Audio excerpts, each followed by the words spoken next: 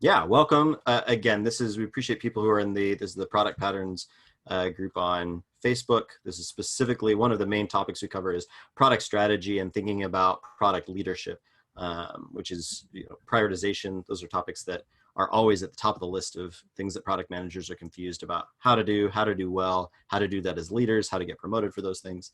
For those, I don't think I've introduced myself in the video in the group yet, but my name is Ryan Siemens. I have a background, started in development, got my MBA, and then ended up as a product manager at LinkedIn, working on some of the earliest learning products there and some internal products. Then went to Degreed, which is a venture-backed startup in the educational technology space. And now I'm a co-founder of Sprintwell. We specifically focus on helping teams learn how to prototype and launch quickly, ideally with revenue and understanding how to avoid the wasted time, money, and energy that comes when building products. And that's a lot of the work we do, in addition to running a venture studio where we're launching our own initiatives using everything I've learned about product management. So that's a little bit about me. Lance, I think we just met in the group. This is the first time we're actually talking face to face. So yeah, I'd love a quick intro on your background, and then excited. I know you've got a little bit to share, and then we'll have a discussion today about, especially about this diagram that you've shown around getting into details around why, what, and how of product strategy, which I'm excited to chat about today. So. Yeah, hey, thanks, Ryan. So yeah, name's Lance Douglas. I've been pretending to be an engineer or programming stuff for well over 20 years now. Really more of an architect. I've been lucky enough to work on some really interesting projects, really at the cutting edge, and as high up as Fortune 10 organizations and many startups in government and elsewhere. So I've kind of seen a lot of different organizations and how they've been built up, and where they start to fail and where they succeed. And really my focus for the last few years has been on continuing to build that understanding and get into the psychology and understanding of that. And most recently, since August of last year, I've really 100% focused my time on building out a product science kind of concept to help organizations understand strategy right through execution back to strategy measurement, to make sure that you're doing the right things at the right time and measuring those. And so that's kind of what I'm hoping to share with you guys today is where our research has led us to, and some of the really interesting pieces that aren't really hard to add into existing organizations. They really help any organization of any size kind of just to put their thumb on what's happening and really start to incrementally move forward to being able to measure their success and predict it a lot better.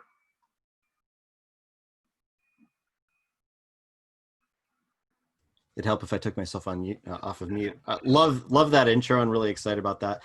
For some reason, Facebook kicked us off of the live stream. So I'm going to go back live again.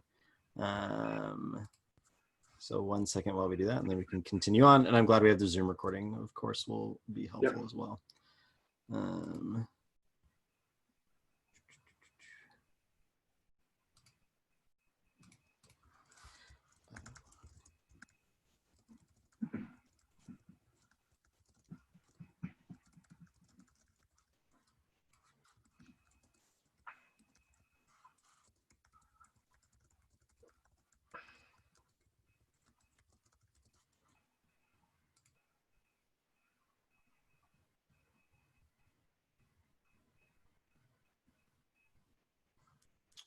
Okay.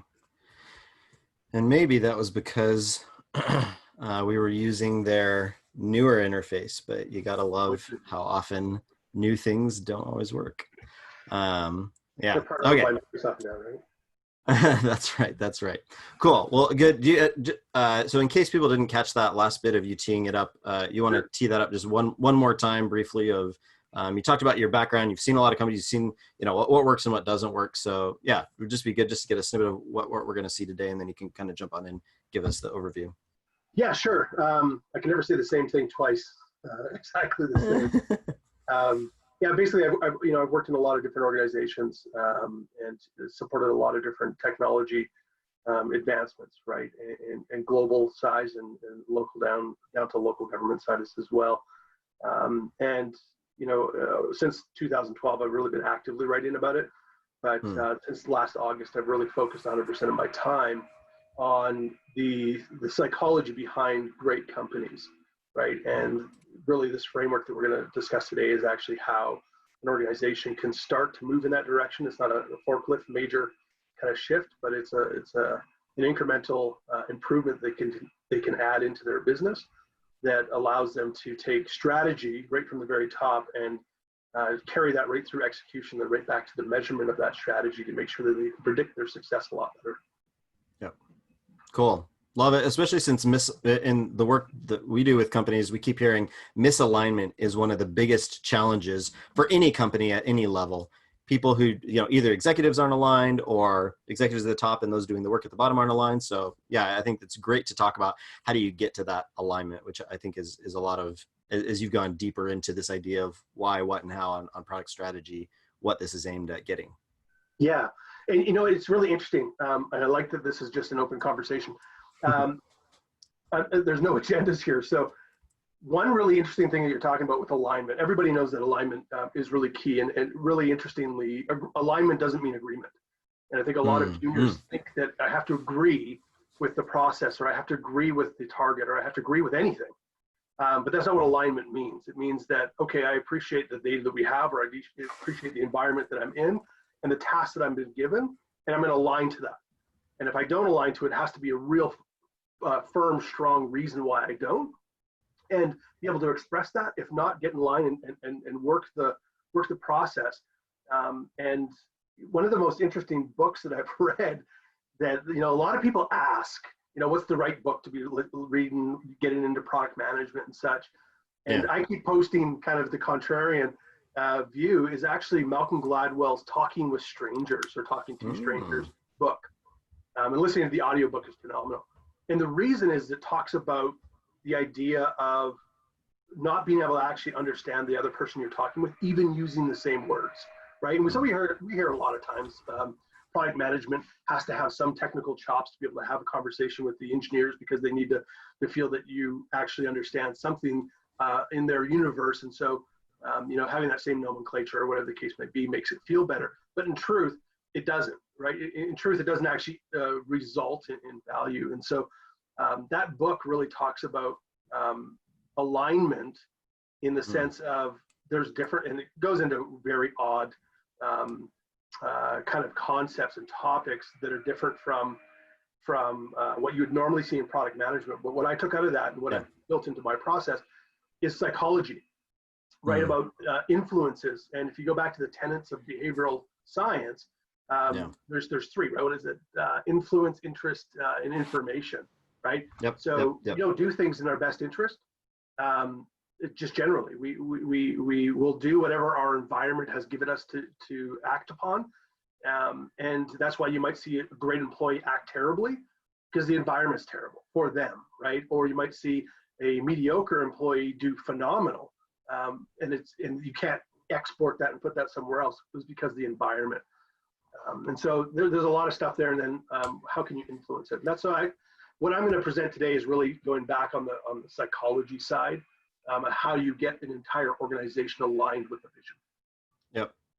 It sounds like we're going to be good friends, Lance, because the book I recommend most to product managers, I mean, there's the normal ones, right? You talk about Inspired, you talk about Roadmaps Relaunch, you talk about, Melissa Perry's the Build Trap. Those are all good, but the one I find myself recommending the most is Made to Stick, which is a similar psychology, influence, storytelling, because all too often the issues that frustrate product teams, designers, product managers, even engineers are, I have this idea, I think it's right, but I have no idea how to get other people, whether that's my executives, the rest of my team, even customers, to buy into that and be excited about that. So skills of sales skills and marketing skills are, I think, more important than ever for product managers. When it comes to the strategy. And I think some of it's interesting as I've been in different Facebook groups, some are very product oriented, but there are many that are Scrum Master or technical PM oriented. And there's a place for those skills. Those aren't bad skills, but it's so easy to get into questions of well, how do I organize my backlog? What formula should I use to figure out prioritization?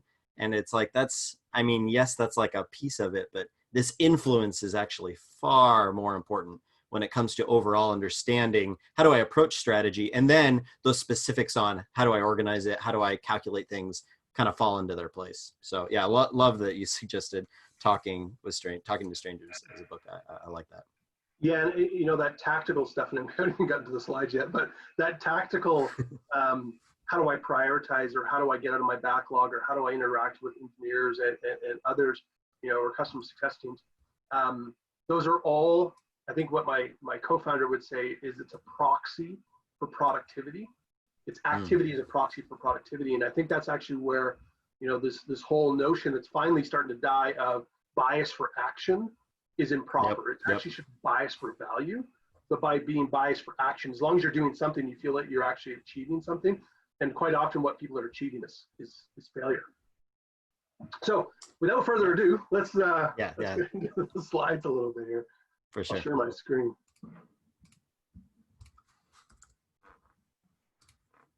We're gonna get the correct screen this time. Okay, so like I said, I started back in August, really focusing on this full time, right? And the idea was looking at it from an organizational level, right? So I've been lucky enough to be CEO, headhunted into an organization to do that. I also don't mind digging ditches, right? So I'll be a chameleon wherever I need to be in an organization to get the job done. And I've been lucky enough to be in some really, really interesting projects. And what that's afforded me is to see where problems are, because I'm a problem. I would say I love to solve things. That's the easy side. I think that's the tactical side. But I really love to interrogate problems and understand them, because just trying to fix the symptom doesn't really help. And so I really started digging into, well, what does it actually take to be success? Long story short, you know, a good few thousand hours of research has all culminated into even the business as a product, right? The way that you build an organization as a leader, as a manager, as an individual contributor, you're all product owners, you're all product managers, you're all product strategists and designers, and you're the leader of that. And so we kind of codified that down.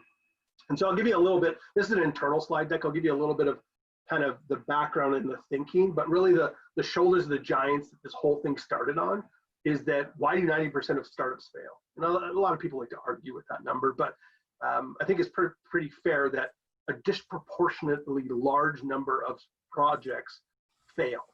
And especially there's so many things that we don't see failing, and a tremendous amount of billions of dollars a year spent on failed ideas. Why? Right? And if there are failures, it means that there was no learnings from them and taken forward, is where I would say, rather than just attempts that didn't get to the final goal. And so, digging into that a little bit, we've all heard about the pick any two, right? Good, fast, cheap. You can have any two. And I think the biggest challenge that I've learned with that is, speaking with professors and others, and working with teams at Harvard and really digging into this. I actually don't think that anyone even teaches all three of them, even if they're individual. Typically, you'll go and the processes and frameworks and everything that's out there actually only teaches you ever one, at best two of these. And that might seem like, well, sure, but the reality is that you can't really go out there from a junior or a medium or mid career or even a late career product manager and find a good framework that you can embed in your organization that's going to help you achieve things effectively, efficiently, and the new buzzword, delightfully, right? Mm-hmm. These are really big challenges that people are facing. I think that's what's kind of breaking down. And so we've, unpacked that. And I use the royal we all the time. Mm-hmm. But what we've done is we've unpacked that, and what we've realized is that there's three key things that you have to do, all three of them, or your business will fail. And we can get into any use case that anybody wants of a failure or a success and watch how these play out. But you have to be doing the right things at the right time with the right people. And you have to measure those as a business. And so if your business is a product and every benefit that you're creating is an extension of that product, what are those things? And there has to be some North Star. And so the North Star that, I always constantly look at is that immense customer value is queen or king, or, immense customer value always wins. Whatever the discussion is, whatever the argument, whatever the debate is, if you have the right people doing the right thing, it's always because it's immense customer value that's being realized, right? Like Simon Sinek would always say that profit is a result. It's not the target, because you have to build that value. Profit just comes with that. Yeah, so many people mess that up and put the end thing as the thing that drives. But yeah, it's well said. Right, because it's activity, right? If you went to your engineering team and they were sitting around with their feet up on the desk, and they were saying, yeah, we're researching what the best way to do that is. And we're really looking at how do we emulate the customer in our tests, not the early adopter, but the mass market customer in our tests. You would think to yourselves, shouldn't these guys be doing something? Shouldn't they be coding, right? Shouldn't they be drawing on a whiteboard somewhere? And the reality is, and I'm not advocating either way, but the reality is that we look at people, and if they aren't looking like they're being productive, then we judge their activity as negative. And in truth, if they're doing that, it's because we haven't given them the right information. Yeah. Well, and we live in a world where many of both the activities that need to happen, as well as the value and waste, is invisible. It's super hard to see and tell. I had an employee recently who he'd come from another company, and we were working on a product problem, and he pinged me. He said, hey, I'm going out with a hike with my family this afternoon, and that's part of our company culture. Our vision is a world where everyone works with joy. And I'm like, yeah, go have fun. Like, I trust that you're going to get your work done how and when and where you need it. He came back from that later and he said, hey, here's the thing that we need to, I had the insight that we've been waiting for. That type of stuff is just so different than moving rocks around in pile. Like, it's so different to think about that kind of work, and it's hard because it feels unproductive to do that type of stuff, to go on a walk, but that could actually be the best thing you could ever do to get the ideas you need to move forward. Right. And I mean, if we look at every psychology seminar, it's clear your mind, right? Get out and do something else. Where are the best ideas? In the shower. Why? Because you're thinking about something else. Your favorite song, the way the audio from your voice sounds great in the shower, but never outside of it, right?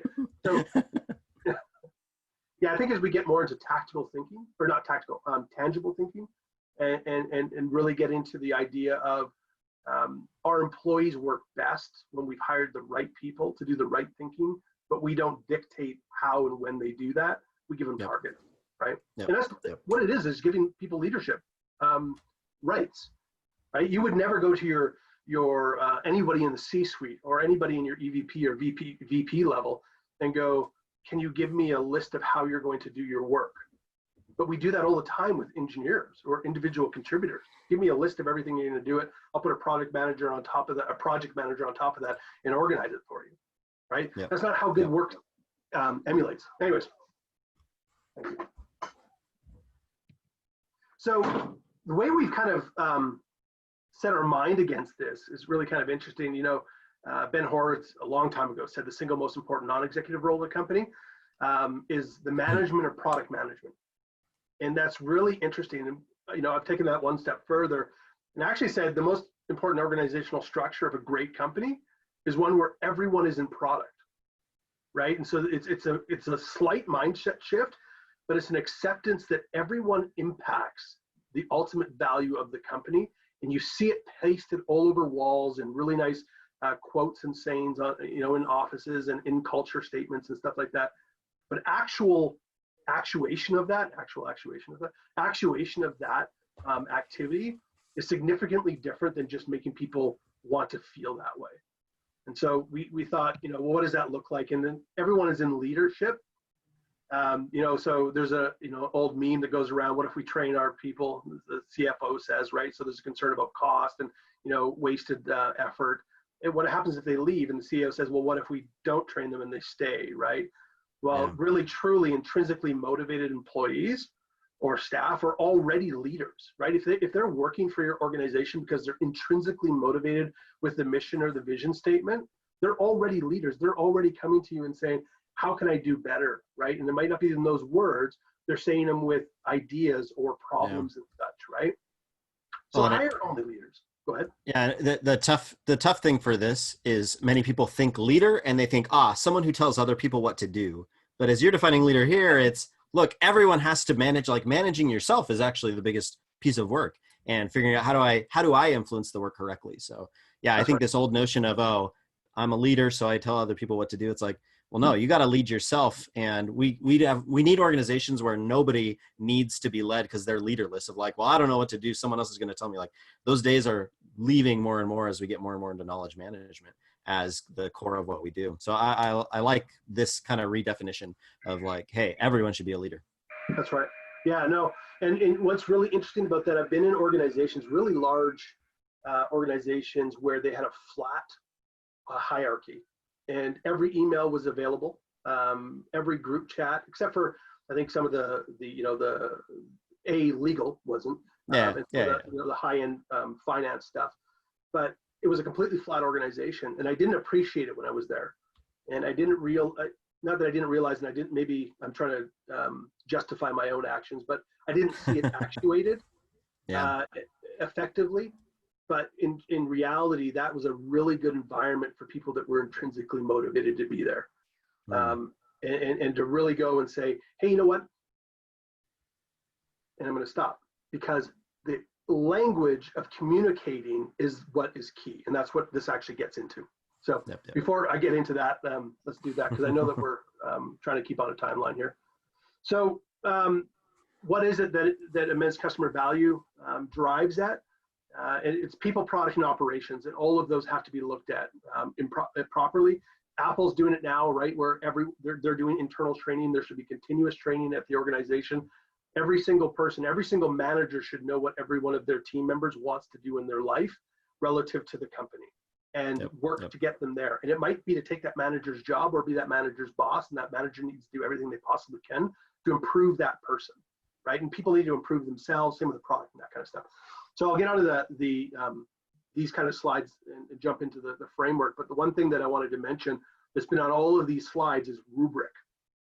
And so how do you measure, how do you define, and how do you communicate what it is that you're doing at every level? And we've designed a rubric around that.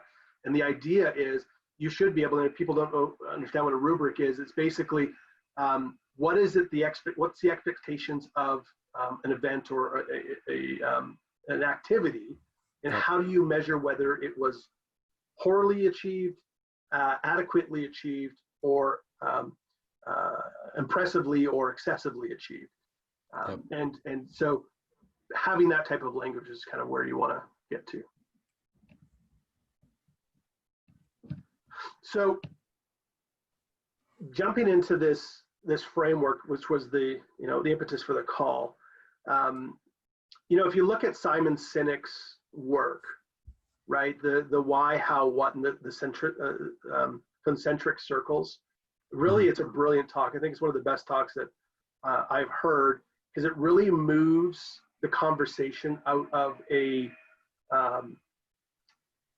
formal scientific process into a human process, the biological process, right? I think that's really important. I won't dive into that too much unless you want to ask questions about it. But what's really interesting is, John Gall has this phenomenal quote that he came up with, and he says, invariably, complex, well-working systems evolve from simple, well-working systems. Right, so you have to have everything. You can't go build an engine from scratch, right? You have to first build the concept of metal. You have to build, you want to build an apple pie from scratch, you have to recreate the universe kind of concept, right? The other half of that quote that most people don't attribute, the other half of that quote is, but invariably, any system started from scratch will fail. And so when I looked at Simon Sinek's thing, everyone thinks, oh man, that's simple. Now let's go tell everybody in our company and let's talk about it. The challenge is that concentric circle diagram is actually extremely complex. And then each one of the circles themselves is extremely complex, made up of simple, well-working systems. And so I spent a lot of time trying to figure out what is those simple, well-working systems underneath each of them. And this is more founder focused, but it's any leadership. Right? Ultimately, there's a psychology, and that's where the wants comes in. But there's a psychology that actually talks about why are we doing this?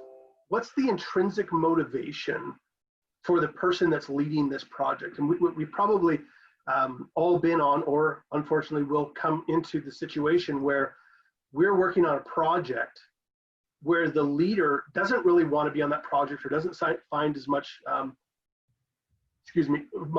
as much value in working on that project, or aren't emotionally attached to that project. And it causes decisions to be poor. I won't get into too much of this part, but the whole idea is you have to have the right people, right? And so how do you define the right people in whatever leadership role you're talking about? They have to have the right experiences, right? And that might not mean institutional PhD. It might mean a PhD in life, right? It might be experiences that they're able to question and dive into the hypothesis of what they're doing.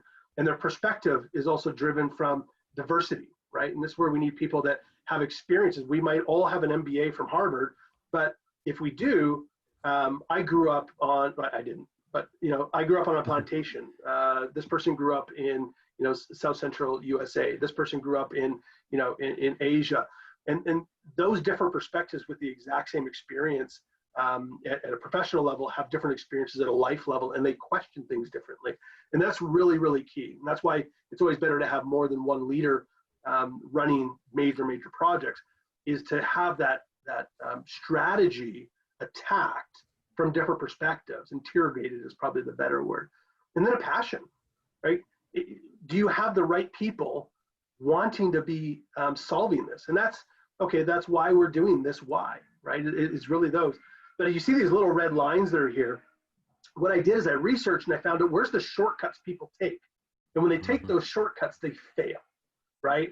And so you might have the right person having great experience, a really diverse perspective team, and they're really passionate about solving something, say banking, but they don't have the right timing, for the people or for the market. It's not the right situation, so they're in the wrong country, wrong regulatory, all these different types of things might play on there. Or there might be the wrong trigger, but they skip all of those. And the trigger, as an example, might be, the founders actually might be passionate about it, but we really dig into the psychology, and they're passionate about a paycheck, right? They're passionate about proving somebody else wrong or something like that. So you have to have all these things properly aligned, or you add risk. Yeah, if you don't, I love the red lines, because you talked about shortcuts, which everyone, we're all obsessed with shortcuts. We all want to know, like, give me my 7-minute abs, like, don't make me do a lot of work. I just want the good stuff.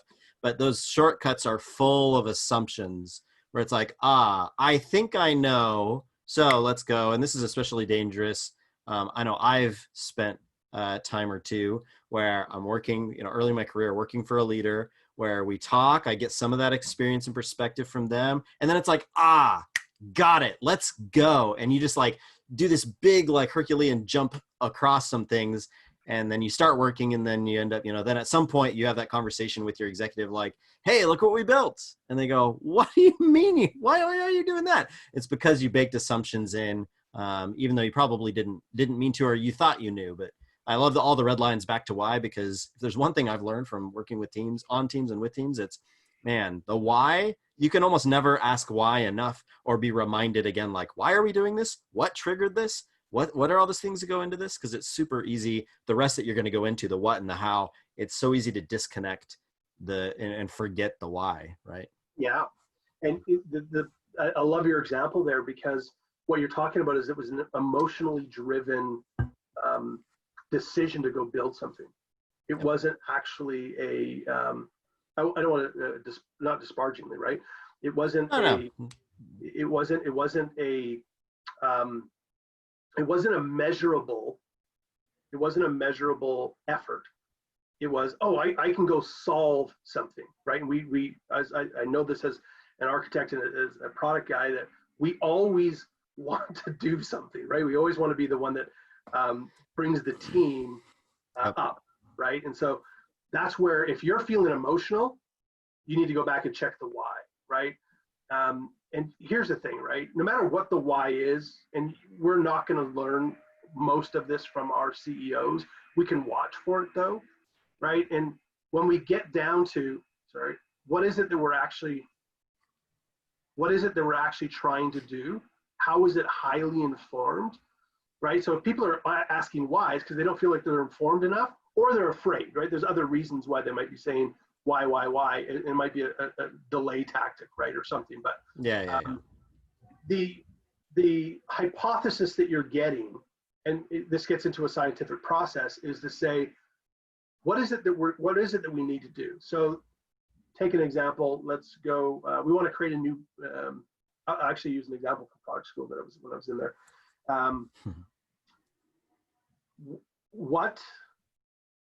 So we have this banking platform, and we want to have a smartwatch, and we've been working at this product on smartwatch, and we want to justify whether we shelve the project or continue with the project, and it's aimed at millennials. And the idea there is you have a hypothesis that the bank wants to go to target millennials, that's a persona, and the action that they want to put in place is the ability to do banking over a smartwatch. And the challenge with that is you would go, well, why are we doing this? Well, it's easy. We're looking at millennials and they like new tech. Wait a minute. Why? Right? And so as you start to break into this, that might seem like something that gets really exciting, because we as technical people love to go, oh yeah, I could really see how banking could be done on a watch, but that really doesn't actually dig into it being a highly informed hypothesis. So this is where us as product owners, product managers, and I say owner is in the holistic strategy of it, is we have the ability to actually say, let's go inform ourselves, right? And one thing that I realized, we were talking with this really large health tech company as one of our early customers at Spearstone, and they basically said, this is great. Now, what if I just want to get shit done? Pardon my language, right? But what if I just want to get stuff done? You know, I've been in the industry for 40 years. I already know the customer. I already know which customers you need to target. I know what the problems are. Great. Put that down in 2 or 3 words, and then let the product team measure it, right? Let's turn that into a highly informed output. And so really where that goes to is you're going to get a hypothesis no matter what. Hopefully it's well informed, right? Hopefully it's with the right people. But we all know that if you put enough of the questions in place, you get enough of the right answers, that either the project gets shelved early or it doesn't. So I'll take this banking example a little further. When I dug into it, and I spoke with the team, and I said, why are we targeting millennials with tech, right? And obviously some of the questions are, well, you know, they grew up with it. A lot of them don't even know what a rotary phone is. Some of them have never seen a VCR in their life, kind of concept, right? And if you dig into that and you're saying, well, what is the actual reason? It's very simple. We're wanting to maintain the bank value for a longer term, for a new generation that has put themselves or somebody's put them in a box, and we want to be able to jump in that box. And what we dug into and what I found out was, you know, millennials have different buying patterns than on general than other generations. And so look at those. Instead of putting them in a box and saying, here, jump into this box, and I've thrown a nice little watch in there for you. Rather say, well, what is it that what they need, right? So this is digging into the problem science. What is it that they actually see as value? And digging into those pieces, right? And saying, for those, for that group, let's bring up my notes here, you know, what is that root cause, right? So what do millennials think about banking, right? And this goes away from, I would say, typical behavioral science, and it goes into jobs to be done kind of concept. So what are the influences, right, in their world where the bank has anything to do with it, right? And what are the alternative behaviors that they have to do? What are they doing today?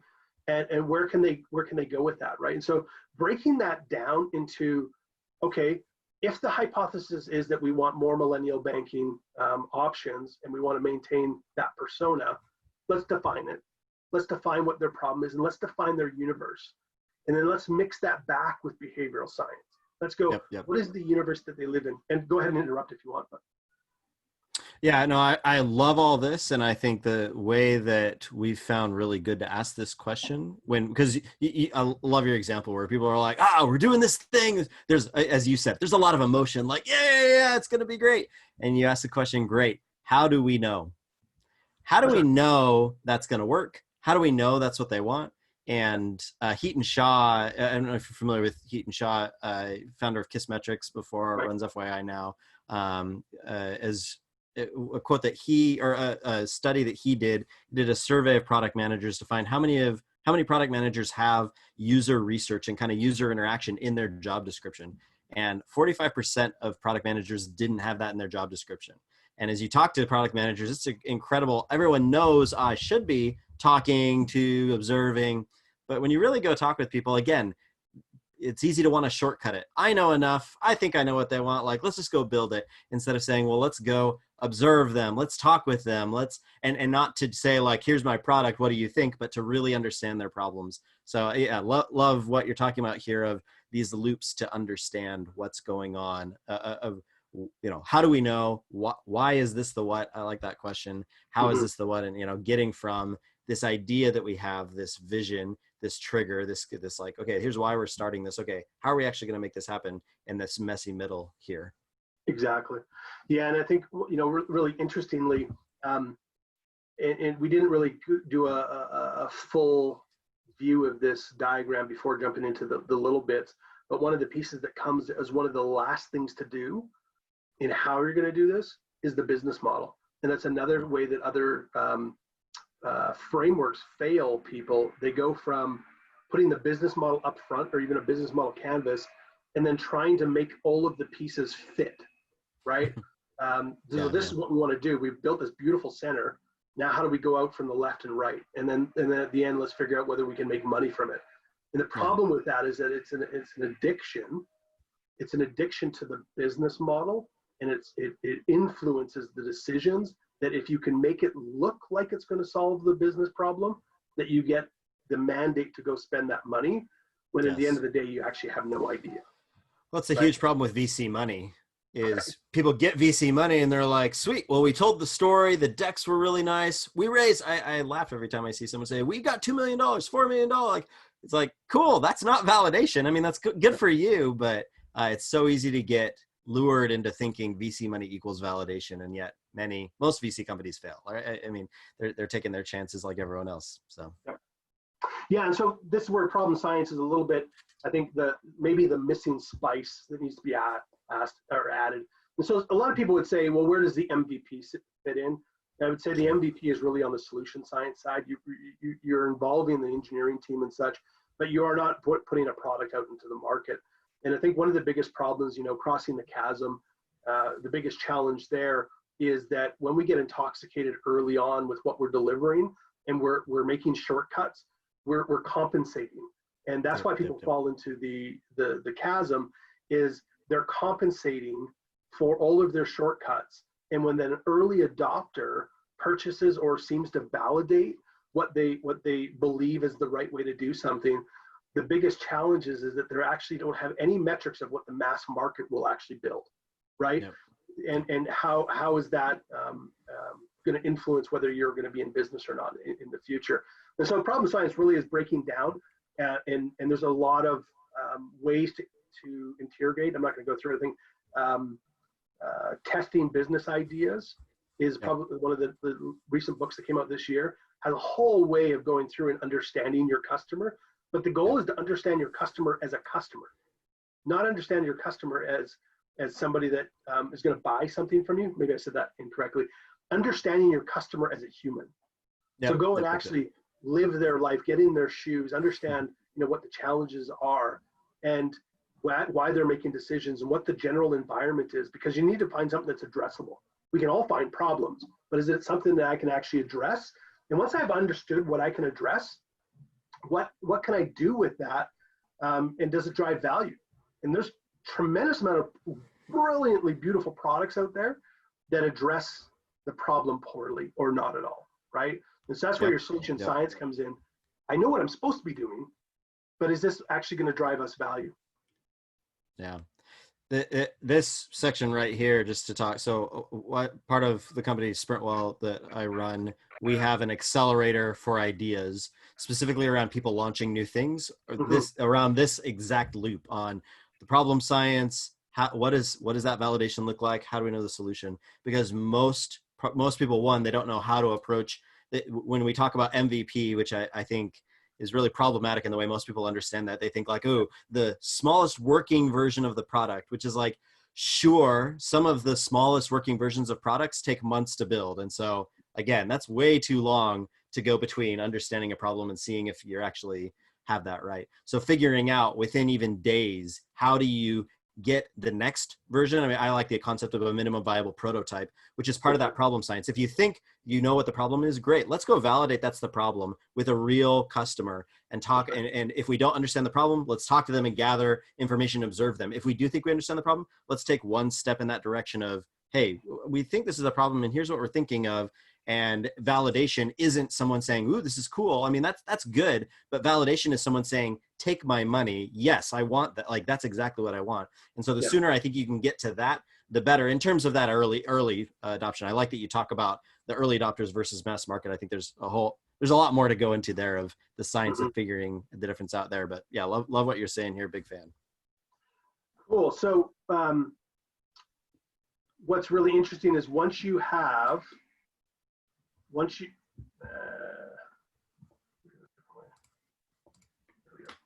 once you have an idea of what you're going to build and whether it brings value, you jump it down into the how. And I actually think, there's a lot to be said for here. It's a highly purposeful effort.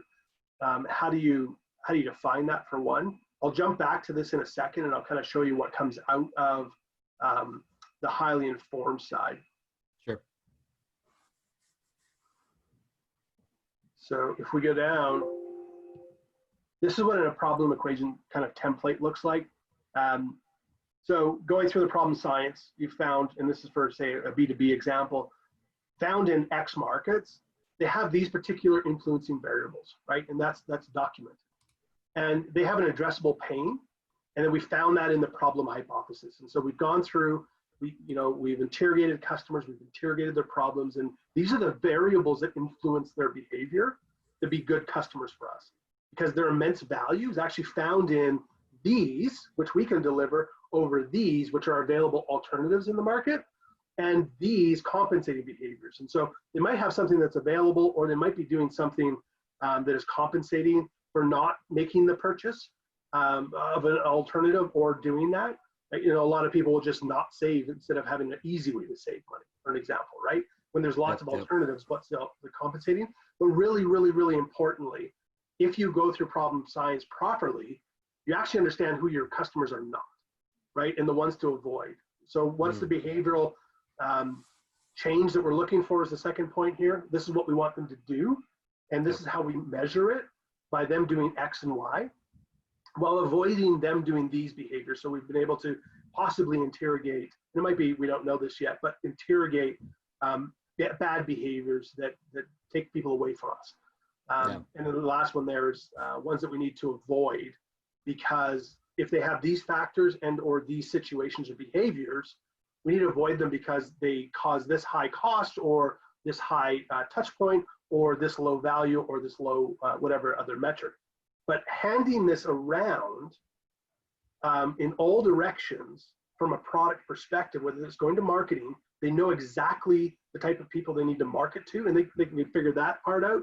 You can hand it to engineering. They understand exactly why we're doing it.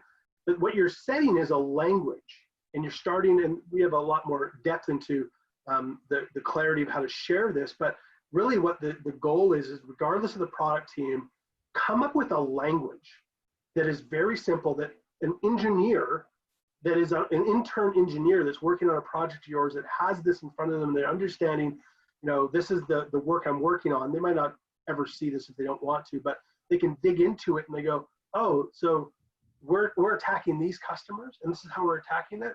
Well, you know what? I was working in Bangladesh once and these things did this and this did that. Have you thought about that?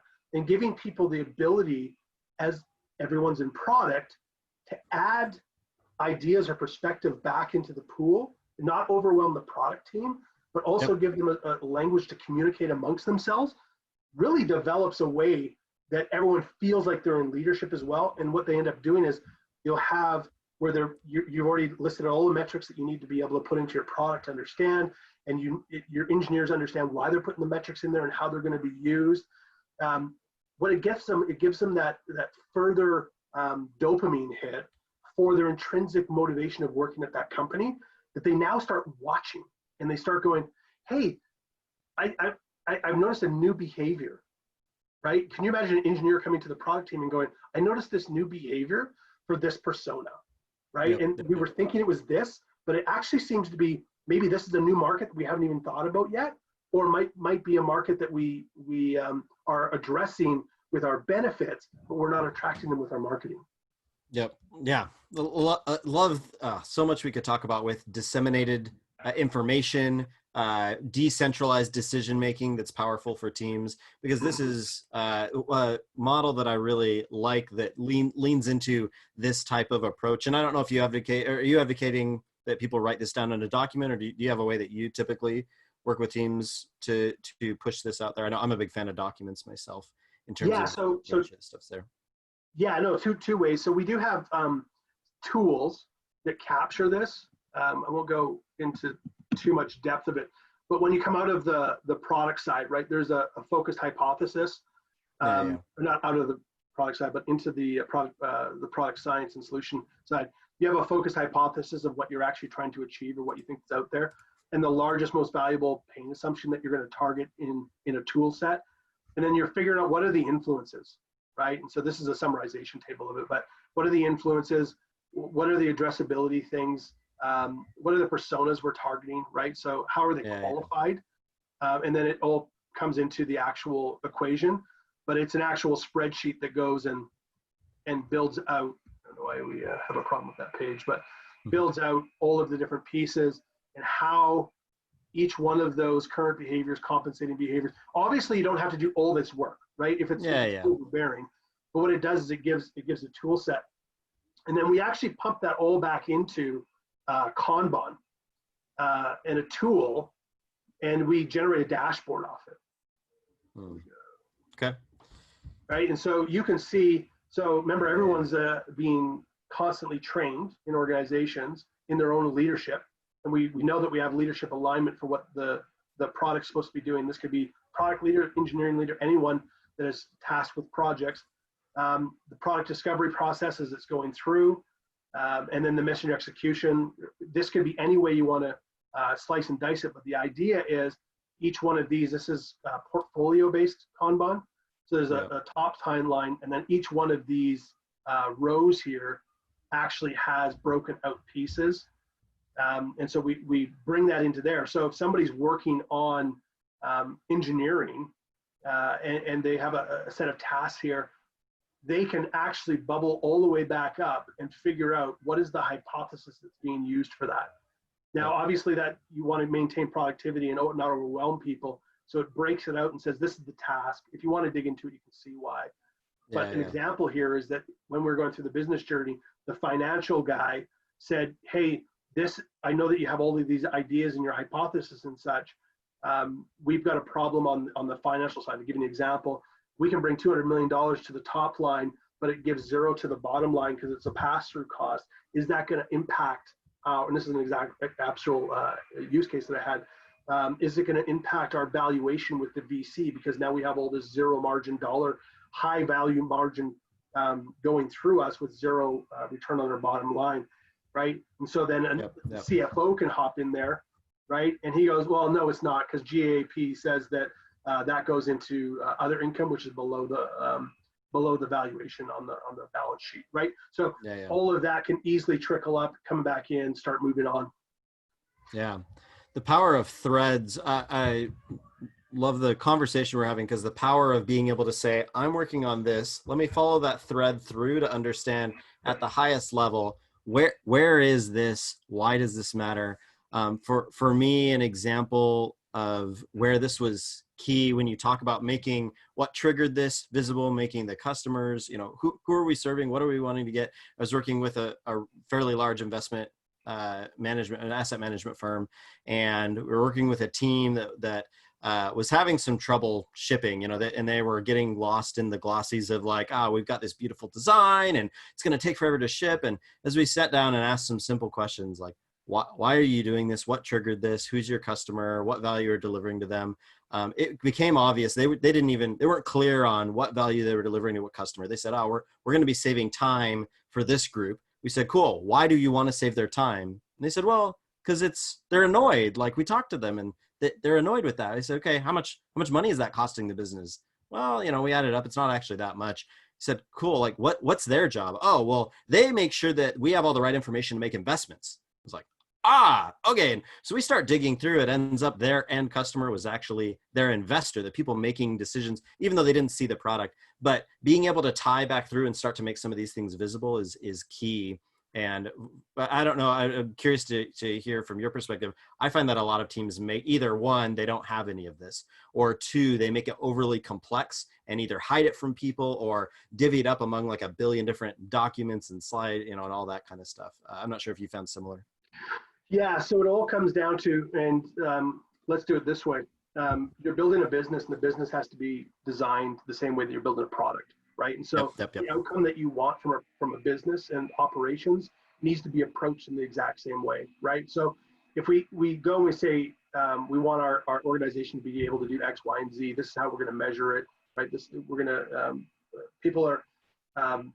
We have X amount of engineers providing their perspective on tasks, and it's catching, 10%, at least 10%, whatever the metric is, right?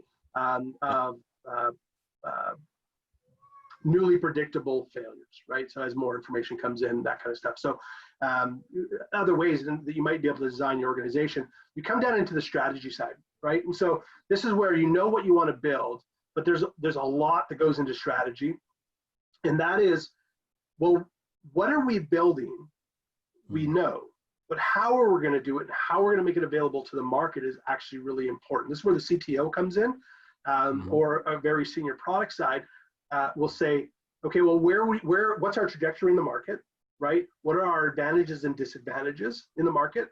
What technologies do we have? What technologies do we want to use? What partnerships, right? So this is the far left of the business model, right? So what are the things that we need to have in place that makes us have a moat, right? And a lot of people should really dig into, does their product have a moat? Because one of the things that you need to be able to avoid is setting your customers up on a T-ball stand for your competition to knock it out of the park, right? And so that's where strategy comes in.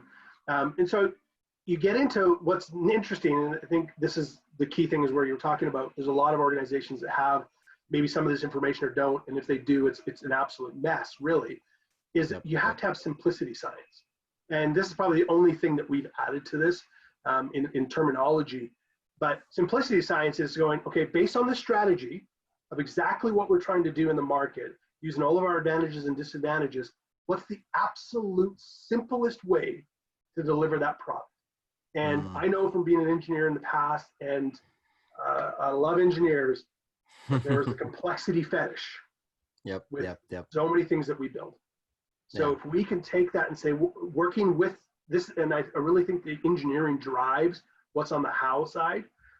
Obviously, there's some business modeling and such that goes in there, and it's a larger organization discussion. But simplicity science is being able to say, we're not going to do anything extra that is going to not be answering exactly what came down in that problem equation.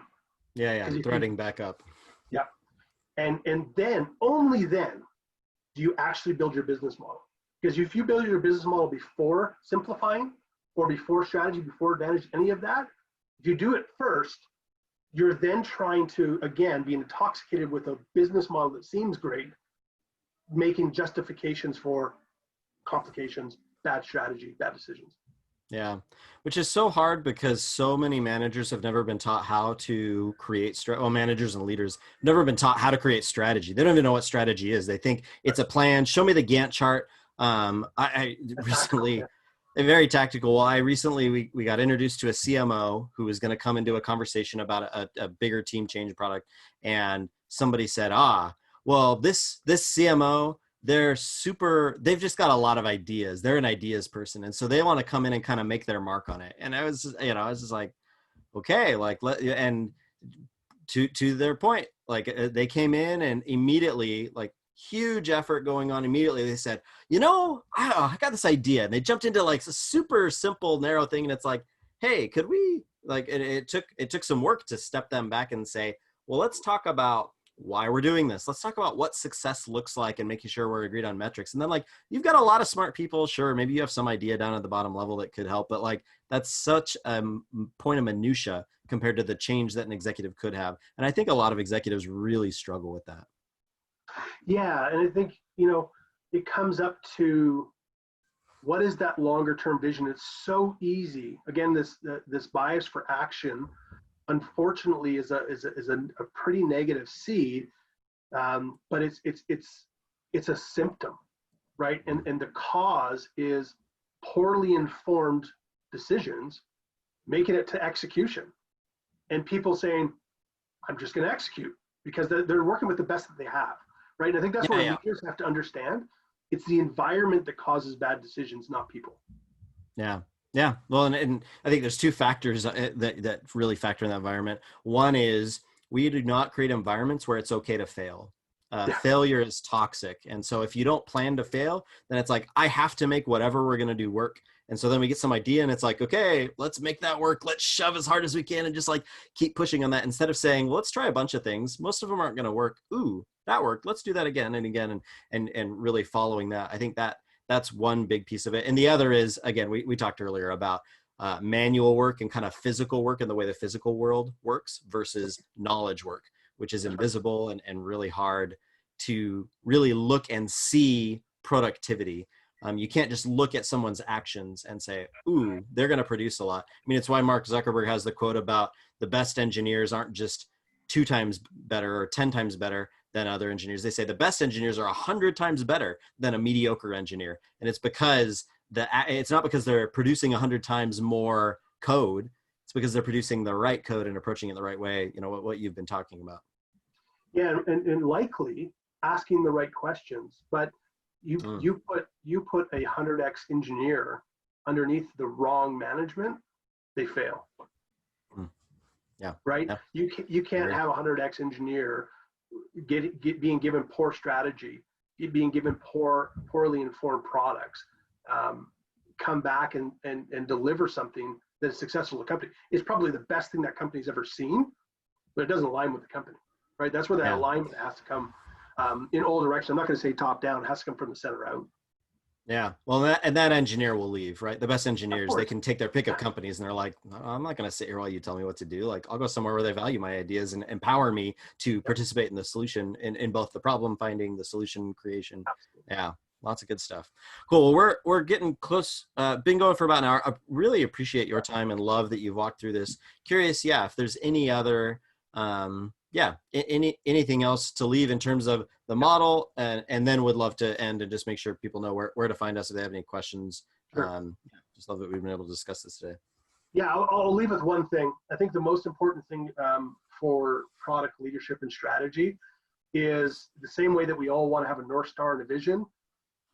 Think about what you actually want the company or the product or the organization to be operating at in success. Right? And so you don't have to have all of your details broken out. We kind of give an example here, but you should be backfilling these pieces. So when you get asked, maybe in 5 years from now, when it's, $1 billion organization, if you're not lucky to be that quick, that this stuff, right? That you don't get to a point. I know that we build things that don't scale early on to test and maybe just to get market traction, but that has to be part of a strategy. But at the end of the day, you have to be targeting what the future looks like and backfilling this. And if you're looking for a way to say, how do I keep myself aligned and keep the organization aligned, is you're slowly backfilling detail into what you want as a future that you can operate in and scale. Cool. I love that. I love that question. How do we keep ourselves aligned? which I think is an important question for life in general. I mean, even you think about in your family, being married, with close friends that you're, whatever you're doing, how do we keep ourselves aligned? Alignment takes a lot of work, no matter where you are, who you are. So cool. Well, Lance, I really appreciate your time today. Really appreciate you walking through this. I love it because I think we started this. I'm a huge advocate of why, what, and how. And I think so many product roadmaps just disconnect the why and what, if it's done at all, and then just jump into the how, Gantt chart it out, and just say, cool, let's go. So I love that you brought this graphic up to say, this is interesting. Here's some more details on that. Seems like we can have some future discussions about how this happens, some of the pieces of it, and love what you put together here, as well as some of the templates that you've obviously used and found success with. So appreciate it. Thanks so much for your time, Ryan. I really enjoyed this. Yeah, if people want to connect with you, where can they find you? Where can they learn more? I don't know if you've released any of this publicly, or if this is, like you said, this is an internal deck. Yeah, a lot of what I went through today is available on lancedouglas.com on my blog, and it's on Medium, cool. Right? So I pushed it onto there. Any of the internal stuff, you can find me on that way through either my blog or there, as well as Spearstone.partners. Cool, perfect, cool. Well, thanks so much, and yeah, hopefully we have more conversations in the future. But I appreciate your time. We'll talk to you later. Awesome. Take care. Bye. Yep. Bye.